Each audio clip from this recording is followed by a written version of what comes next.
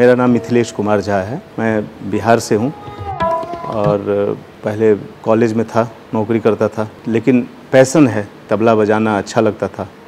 तो कॉलेज में बंधन हो गया कि आप इस समय क्लास करिए। इस समय म्यूज़िक डिपार्टमेंट में थे हम।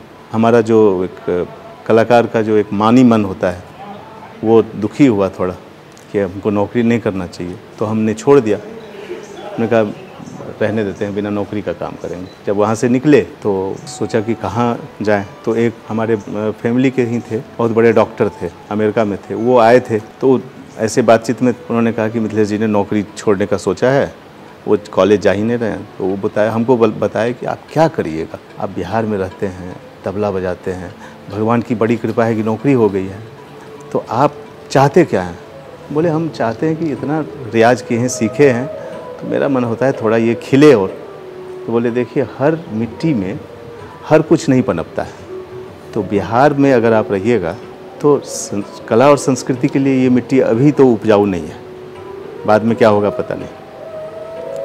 तब हमने डिसीजन लिया कि हम दिल्ली चले जाते हैं। हम 3-4 महीने का पैसा लेके आए थे वहाँ से कि अगर सब कुछ ठीक रहा तो ठीक है, नहीं तो हार जाएंगे तो फिर चले जाएंगे दिल्ली से, नौकरी कर लेंगे फिर। लेकिन वो मौका हमको नहीं दिया। लोगों ने बहुत प्यार दिया, सभी लोगों ने।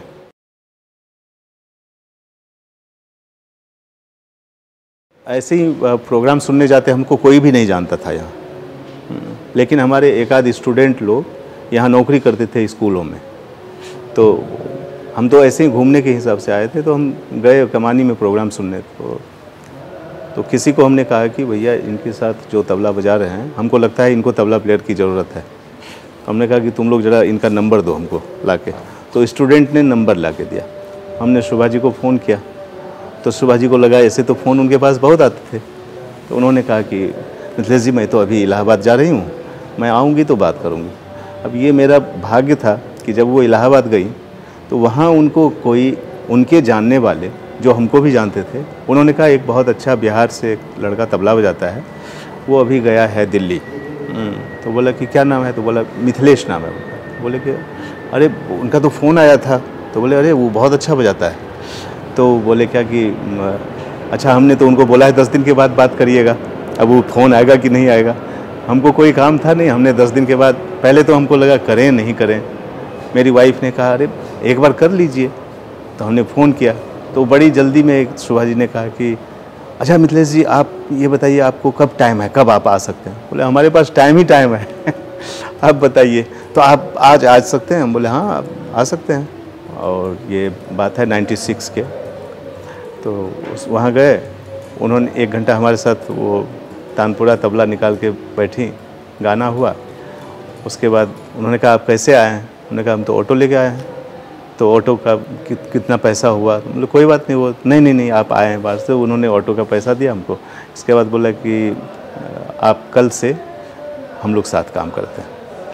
तो वो शुरू हुआ कल से। तो दूसरे दिन रिकॉर्डिंग थी कोई, तो रिकॉर्डिंग में उस समय हमारे लिए बहुत था कि 1000-1200 रुपये मिल जाते हैं, रोज़ जाते हैं। तो वाइफ को हमने कहा बस हो गया, अब कहीं नहीं जाना हमको। शुभा जी और बिजी होती गई, अली मोरे अंगना आ गया, अब के सावन आ गया, वो और बिजी होते हैं, वो फिर बॉम्बे की तरफ जाने लगी। तो फिर हमको लगा कि ये तो गड़बड़ हो रहा है भाई। अब तो वो पहले तो रोज़ प्रोग्राम और रोज़ रिकॉर्डिंग होती थी, अब काम कम हो रहा है। तो उसी बीच में क्या हुआ कि उस्ताद अमजद अली खान साहब के यहाँ हम जाते थे, उन्होंने प्रोग्राम में हमको बुलाया, बेंगलोर ले गए। वहाँ प्रवीण सुल्ताना ने सुना, उन्होंने अपने कमरे में बुलाया कि कहाँ रहते हो? हमने कहा कि दिल्ली। तो अपना नंबर दो। फिर एक दिन हमको मेरी वाइफ को फ़ोन किया कि तुम्हारे मियाँ कहाँ हैं, हमको उनके साथ काम करना है। तो वो सिलसिला शुरू हो गया। फिर गिरजा देवी ने सुना, तलत भाई ने सुना, फरीदा खानम ने सुना। बस ये था कि भगवान की ऐसी कृपा थी, जो सुनते थे उनको अच्छा लगता था तो वो पूछते थे कौन है भाई। तो धीरे धीरे वो एक जो आप कहती हैं कि काफिला बन जाएगा, वो बनने लगा। इतने दिनों का जो हमारा जर्नी है, एक चीज़ हमको ज़रूर समझ में आता है कि ये विद्या जो है, कोई भी विद्या हो, उसको आपको गुरु से सीखना पड़ेगा और गुरु के बताए हुए रास्ते पर एक प्रॉपर तरीके से आपको वर्क करना पड़ेगा, जिसको हम लोग अपने भाषा में रियाज कहते हैं, वो करना पड़ेगा, तभी उसमें वो खुशबू आएगा।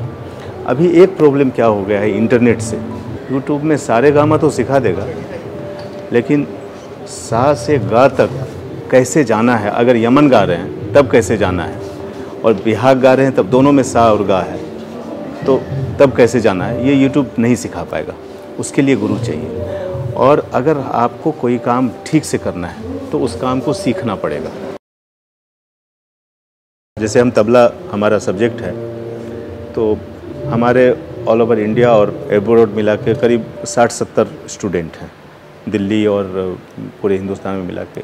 मान लीजिए कि कोई झारखंड में बैठा हुआ है, तो हम अपने रांची वाले शिष्य को ये बोल सकते हैं कि तुम हफ्ता में 2 दिन श्रमदान दो, 2 साल सिखाओ, उसके बाद बोलो कि हम गुरुजी से मिलाते हैं। तो ये एक तरीका होगा कि, क्योंकि ये भी बहुत ज़रूरी है कि हम भी अपना रोजी रोटी करते हुए ये सेवा भी हो जाएगा, उसको भी ये लगेगा कि ये नहीं कि ये मेरे पल्ले पड़ा है, चलो 2 साल तक बना के हमने गुरुजी के पास दिया। ऐसे ही दूसरे लोग हैं हमारे जो सीनियर स्टूडेंट हैं उनके पास कि 2 साल तुम देखो, उसके बाद फाइनल जो उसका करना होगा उस समय उसको हम बुला लेंगे, 1.5 साल तुम मेरे पास आ जाओ, हम तुमको बताते हैं और तौर तरीका भी बताते हैं कैसे तुमको मार्केट में घुसना है। जैसे हम उस्ताद अमजद अली खान साहब को बचपन से देखते थे, तो जब हम उनसे सामने मिले, जब उनसे पहली बार बात किया तो हमको लगा कि अब कुछ हो चाहे नहीं हो, आज बहुत बड़ा काम हो गया मेरा, उस्ताद अमजद अली खान साहब से बात हो गई हमारी फ़ोन पर। जब सामने देखे तो लगा कि भगवान सामने खड़े, और जब उनके साथ बजाने लगे तब तो लगा कि भगवान ने हमको ही भगवान बना दिया। ऑर्गेनाइजेशन, कोई संस्था, कोई NGO, कोई ऐसा ज़रूर होना चाहिए जो कलाकार का टेक केयर करे। कलाकार कहीं ना कहीं वो गाने बजाने में, अपने काम में बहुत होशियार होते हैं, बाकी चीज़ों में बड़े इनोसेंट होते हैं।